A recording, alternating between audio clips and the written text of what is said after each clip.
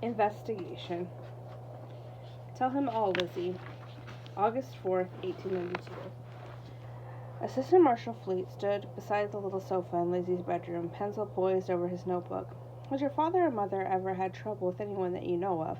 he repeated. Lizzie, literal-minded, sometimes to a fault, claimed that she did not know of anyone, perhaps meaning that she could not name anyone as a certain enemy. Alice Russell disagreed. "Tell him all, Lizzie," she urged. "Tell him about the man that you was telling me about." The very night before, Lizzie had knocked on Alice Russell's door. For 2 hours Alice had sat listening in amazement as the fretful Lizzie described a series of unsettling events.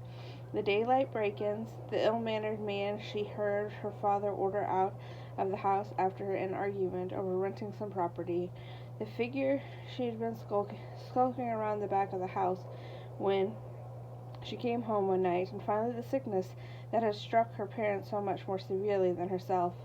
"I think sometimes I'm afraid sometimes that somebody will do something to him. He is so discourteous to people," Alice remembered Lizzie saying of her father. Mr. Borden had even been rude to Dr. Bowen that same morning when Bowen stopped in to check on the family.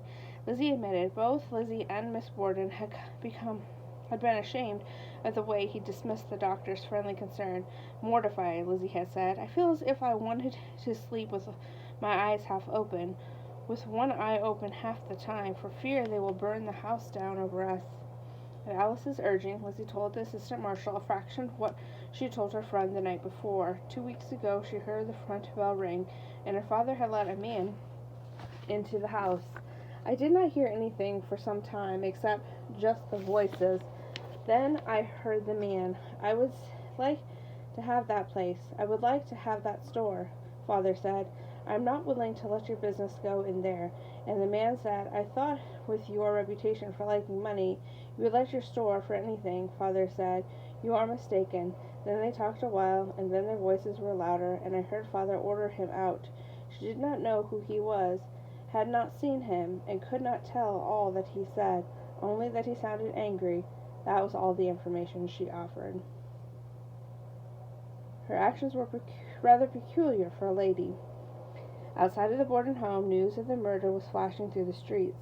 In the first scramble for a doctor, the sight of Miss Churchill as she sped across the street had caught the eye of John Cunningham, a reporter for the Fall River Globe, out collecting the weekly payments from subscribers. Her actions, he noticed, were rather peculiar for a lady.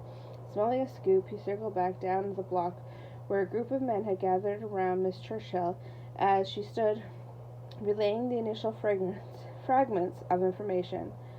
Learning there was trouble at the Borden house, Cunningham headed straight for the nearest telephone, a Gorman's paint shop about half a block farther north, to notify the city marshal.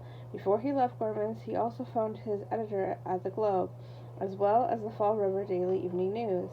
At about the same time, Charles Gardner, a stable keeper driving a customer down 2nd Street to change a $100 bill at the bank, became one of the first to hear a garbled sliver of the news. "A young lady told me there had been a fight," his customer remembered. "Someone said there was a man stabbed," another one. By the time the pair had made their transaction and headed towards the train depot, Mr. Gardner spotted John Manning, a reporter for the Herald, on the run and going up 2nd Street. When the first volley of police officers arrived, Manning was already sitting on the Borden doorstep, hopeful he would be able to pass inside along with them. He did.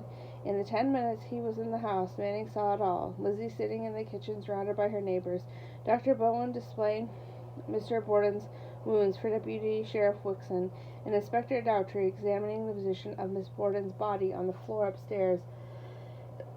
On his way out he spoke with Bridget Sullivan, who was sitting on the attic steps.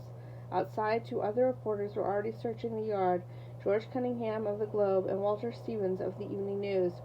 Together, Manning and Stevens inched along the fence line looking for footprints, peered into the old well, and tried the outer cellar door, but found it fastened. Then they parted. Stevens headed for the house, while Manning had a look into the barn before returning to his office. The first newspaper reporter would be on the street in 2 hours, sold out within minutes. The most ghastly thing I ever seen. In a thoroughly improbable coincidence, Dr. William Dillon, the county medical examiner, happened to be passing down 2nd Street at 11:45 the morning of the murders. Noticing the commotion, he made his way inside into a very center of the action, viewing the bodies, arranging for the crime scenes to be photographed, collecting hair samples, and sealing up milk specimens in jars bound for Harvard, where a chemist would verify whether any attempt at poisoning had been made. Upon his arrival, Dolan had taken only a cursory look at the victims. Now it was time to examine them thoroughly. Dr. Dolan's was by far the most professional examination of the bodies thus far, but even he was startled by the ferocity of the wounds. Mr. Borden's face, he said, was the most ghastly thing I have ever seen. Although there were 10 distinct cuts in all, at that time Dr. Dolan could not differentiate each of them. One blow sliced straight through the nose, lips, and chin. Another dented the forehead, split the left eyeball in two, and carved the cheekbone in half. Whole slivers of bone were missing entirely. Others were driven into Mr. Borden's brain. In all, the murderer had opened a gap 2.5 by 4 inches in the left side of Andrew Borden's skull. Abby Borden's wounds, though slightly less gruesome to the eye, were even greater. Dolan counted 18 blows to the back of the head, 4 to the left side, 14 to the right. Only the blows on the right side had penetrated the skull.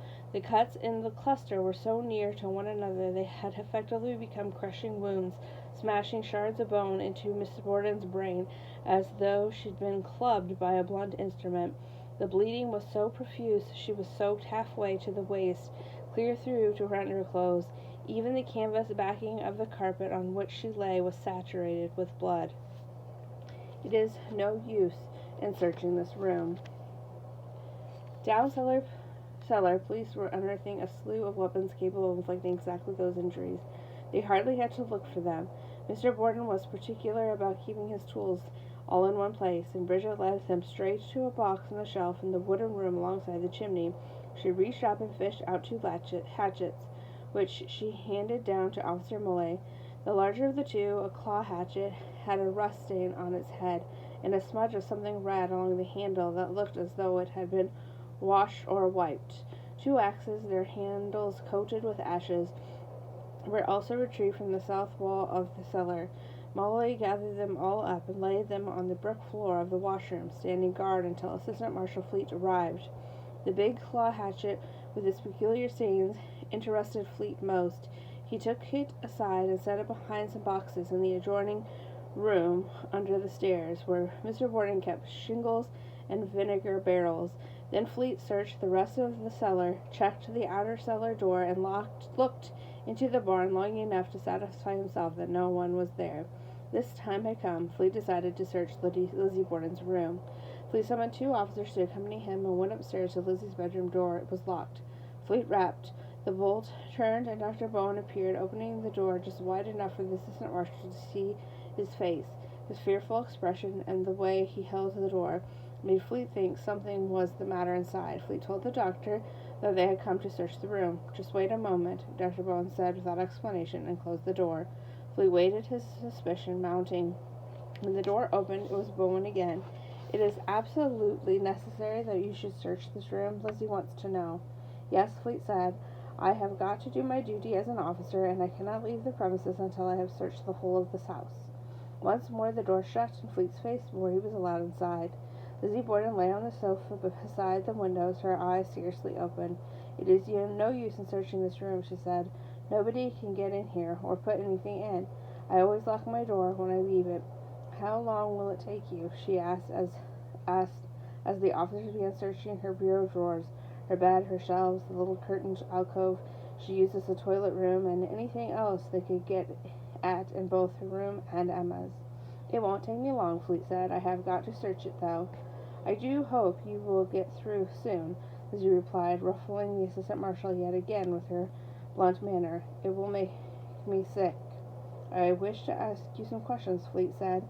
"Please be brief," Lizzie answered, "for I am very weary. I have answered a great many questions." "You said this morning that you was up in the barn for half an hour," Fleet said. "Do you say that now?" "I don't say half an hour. I say 20 minutes to half an hour." "Well, we will call it 20 minutes, then." "I say from 20 minutes to half an hour, sir," she informed him, with the same sharpness she'd used with the referred to Miss Borden as her mother. If Fleet had any sympathy for Lizzie Borden prior to that moment, it all but vanished. I don't like that girl. Out in the barn, the city marshal himself, Rufus Hilliard, was overseeing the search. The police hoped to find one of two things: confirmation of Lizzie's alibi, her claim that she'd been up in the loft with her father when her father was killed, or evidence of the murder. It was about 3 o'clock in the afternoon. The men were stifling hot in their blue woolen uniforms as they rifled through the dusty workbenches and piles of hay. Officer Philip Harrington was among them. It had been more than 2 hours since Harrington had spoken with Lizzie, and still suspicion nagged at him. I don't like that girl, he told Hilliard. What is that? The marshal asked. I don't like that girl, Harrington said again. Under the circumstances, she does not act in a manner to suit me. It is strange, to say the least. He did not elaborate for the marshal just then, not about the surprising calm she displayed under questioning, or about how she dismissed Harrington when he tried to caution her about the firmness of her answers. It would be well, he advised, for her to be careful what she said, owing to the excitement. Perhaps on the morrow she would be in a better frame of mind to give a clear statement of the facts as she knew them. Lizzie had curtsied, saying, No, I can tell you all I know now just as well as any other time. Harrington silently followed the marshal to the loft, where 3 more officers were already searching.